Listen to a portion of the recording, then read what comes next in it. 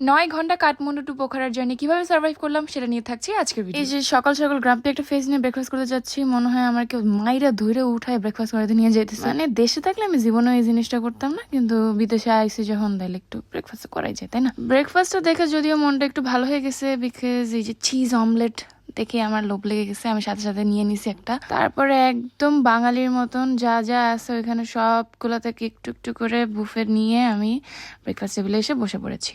আর এই যে দেখুন সবার অবস্থায় খুবই কাহিল, একদম ঘুমায় ঘুমায় ব্রেকফাস্ট করতেছে এমন একটা অবস্থা। কিন্তু ব্রেকফাস্টটা মজাই ছিল, অনেক কিছু খাইছি, অনেকগুলো আইটেম ছিল আর সবগুলো একটু তৃপ্তি করে খাইছি আস্তে আস্তে। আর এরপরে এই যে মর্নিং সানলাইটটা পেয়ে তো আমার আর তশেষ হইলো না, সাথে সাথে আমি ক্যামেরাটা খুলে আমার নিজের স্কিনটা ফ্লেক্স করা শুরু করে দিলাম। প্লিজ সবাই থুতু মারো আমার মুখে, মাশাআল্লাহ বলো প্লিজ। কোথায় এসেছি, পারবি? তো যোগ্যতা আছে, দেখ আমার মতো পারবি? খুব ক্রিঞ্জ লাগলো জিনিসটা দেখে, বাট কিছুই করার নেই, তখন আমার ক্রিঞ্জ হতে মন চাচ্ছিল।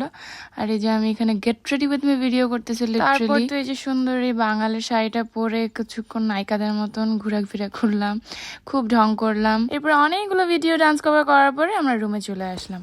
হ্যালো গাইজ, আমার 100 জন্ম পরে 100,000টা কন্টেন্ট বানিয়ে চলে এসেছি, এবং দিস ইজ আওয়ার রুমস অবস্থা, যেটা আমাদের আধা ঘন্টার মধ্যে ক্লিন করে বের হতে হবে, কারণ আমাদের গাড়ি চলে আসবে। যাও। আর এই যে আমি একটা কাউ গার্ল আউটফিট পরে কি জানি ঢং করা ট্রাই করলাম, কিন্তু ওরা আপু আমাকে করতে দিল না। আর যাই হোক, হোটেলটা খুবই সুন্দর ছিল, খুবই আরাম পাইছি থেকে, সো চলে যেতে একটু কষ্ট হচ্ছে আর কি।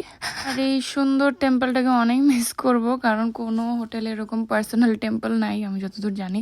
আর এই যে হোটেলের এন্ট্রান্স গেটটা একটু আমার আউটফিটের সাথে ম্যাচ হয়েছে দেখে আর একটু ঢং করলাম। পরে আমাদের গাড়ি চলে আসলো আর আমরা উঠে গেলাম আমাদের গাড়িতে, আর সাথে সাথে গানটা চালিয়ে মাস্তি করা শুরু করে দিলাম। আমরা ভেবেছিলাম আমাদের এই এনার্জিটা পুরো রাস্তা থাকবে, আর সেটাই হয়েছে।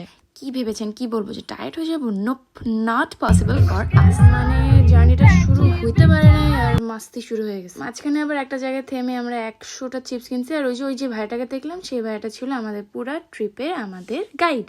এই ভাইটার থেকে সুইটেস্ট গাইড আমি মনে হয় না আর এই জীবনে ভাবো। মানে হোটেল বুকিং থেকে শুরু করে যেটাই বলবেন, name something and he helped us with everything. মানে সব কিছু উনি ওনার রেসপন্সিবিলিটি আমাদের নিজেদের বোনের মতন করে আমাদের খেয়াল রাখছে, যেটা ওনার দায়িত্ব না। যাই হোক, অনেক উঁচা নিচে ভাঙা রাস্তা পার হয়ে আমরা এই যে মোমোর দোকানটাতে এসে বসছি। তো মজা ছিল মোমোগুলা। আর এই দোকানের সবচেয়ে বেস্ট ব্যাপার হইতেছে কি, এই যে ভিউটা, মোমো খাবো আর এই ভিউটা দেখবো, আর কি লাগে। অলসো নেপালিদের এই যে আর একটা খাবার আলু দিয়ে সামথিং, এখানে নুডলস ছিল, Maggi noodles, which was good as well. এই আলুর জিনিসটা আমি নিছি, মানে you can never go wrong with potatoes. নেপালে যতগুলো মোমো খাইছি সবগুলো মজা, যেইটাও মজা। এটার ঝোলটা ওই যে আহরাপুর রিয়াকশন দেখেন, এবার আমার রিয়াকশন দেখেন। মানে আমার রিয়াকশন আমার মুখই বলে দিবে সব, আমার নিজের ওয়ার্ডস আর কোনো কিছু বলতে হবে না। আমরা ভেবেছিলাম যে এত ক্ষুধা লাগছে এই মোমো আর আলু আর নুডলস খেয়ে কি আর হবে, বাট ট্রাস্ট মি সবগুলাই খুবই মজার ছিল। এই জায়গাটা দেখে লাগছে একটু সিলেটে চলে আসছি, শ্রীমঙ্গলের দিকে, বাট ব্যাপার না, হতেই পারে তাই না, পার্শ্ববর্তী তো দেশ। যাই হোক, এবার গাড়িতে উঠে আমরা সবাই একটা ঘুম দিছিলাম। এই যে ঘুম থেকে উঠে আমি দেখি সবাই চিৎপটাং হয়ে নিজেদের মতন ঘুমায় আছে, এক্সেপ্ট টুইঙ্কাপু অবভিয়াসলি। আর এদিকে সন্ধ্যাও হয়ে আসতেছিল, বাট আমাদের পৌঁছানোর নামগন্ধ পর্যন্ত নাই। আর এখানে রাস্তাগুলা মাশাআল্লাহ কি যে সুন্দর।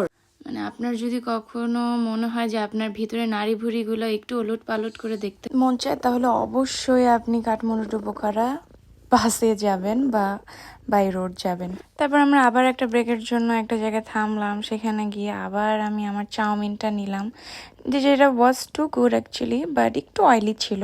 অলসো ওদের এখানে এই যে মালাই চাটা খুবই মজা ছিল, বিস্কিটের সাথে খাইছি। খাওয়া দাওয়া করে আবার আমি চলে আসলাম এই যে আমার সব কিডনিগুলো উলট পালট করতে। আর কি বাকি আছে আমি জানি না, মনে হয় না হাড্ডি গুড্ডিগুলো এক জায়গায় আছে এখনো।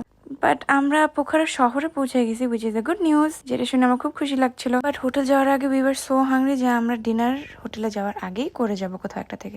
আর আমরা কেএফসি থেকে আমাদের ডিনারটা অর্ডার দিয়ে এই যে এখানে পাশে একটা সুভিনিয়ার দেখতেছিলাম। KFC smelled so good, we couldn't wait to go into our rooms and dive in. কিন্তু এখানে কেএফসি এগুলো অনেক প্রাইসি, বিকজ এখানে কেএফসি একটা লাক্সারি। নেপালের মানুষ খুবই ছিমছাম সিম্পল জীবনযাপন করতে পছন্দ করে, আমাদের মতন কেএফসি বিএফসি খেয়ে জীবন কাটায় না, তাই যে কেএফসির দাম এখানে একটু বেশি, অন্যান্য ফাস্ট ফুডের দামও বেশি।